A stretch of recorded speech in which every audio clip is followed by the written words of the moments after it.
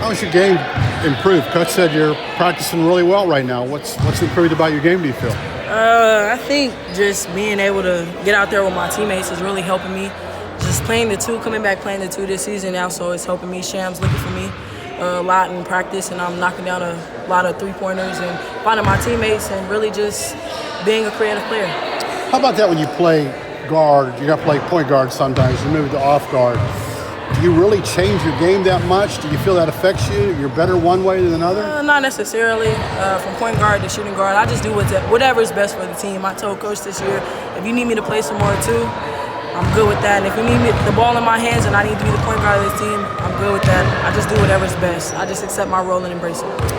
Where's your defense at right now? Because sometimes on road games you picked up some silly fouls and that puts you on the bench and hurt the team. And I know you probably try to work. It's hard to work on that, but where is your defensive game? My defensive game is elevated. If you really want to know more specifically about it, you'll have to ask our defensive specialist, Coach Bob Starkey. He'll be the one that'll really judge me. But just really a serious note, I really took ownership of that, and I've heard from my coach that I'm really becoming a great defender. So it's something that you guys will see this season. We're going to see more steals. Just the person you're guarding is going to be tougher to score for them. Or I think it's just aggressive.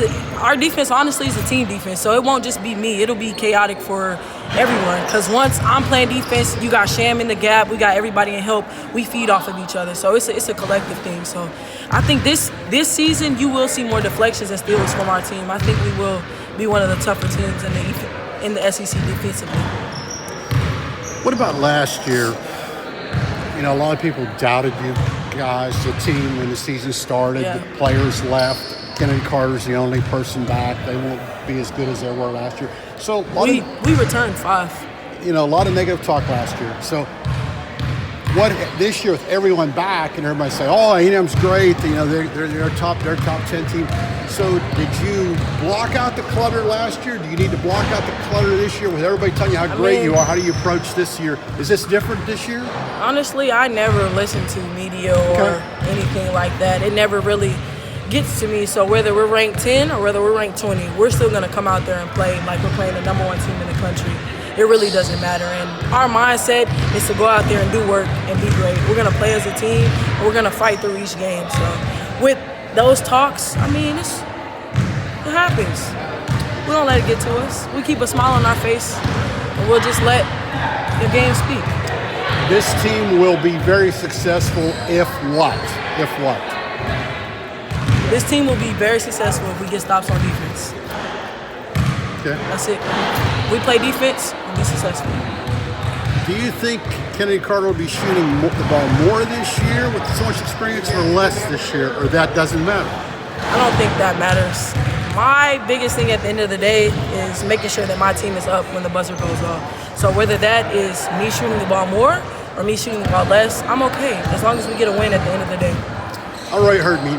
Everybody mentions Texas A&M, Chennedy Carter, best players tonight, da-da-da.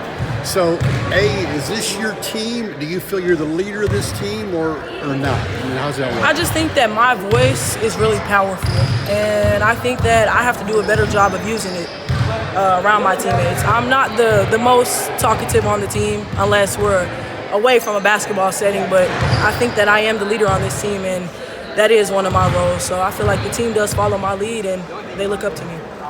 With that, I was just saying, I know the announcement of the scrimmage against the Team USA team. What does that mean to you from what you've been able to do with Team USA and your future aspirations? It means a lot. Honestly, it's just a big deal for me just because I've been on a couple of USA basketball teams and I completely enjoyed my experience. Then just being able to play against them and establish relationships and just learn from the pros and just get knowledge for me personally, because who knows where my game will go the next couple of years. I'm going to want to know how, when, how am I supposed to do this. So just being able to talk to the pro players after and play against them and make me better, I'm all for it. I'm ready for it. The barometer to see kind of where you stack up. I mean, I assume you have aspirations. Not just for me. Not just for me. I mean, I heard Sylvia Fowles is going to be there, so that's a good matchup for my post player. Nafisa Collier, that's a good matchup for India.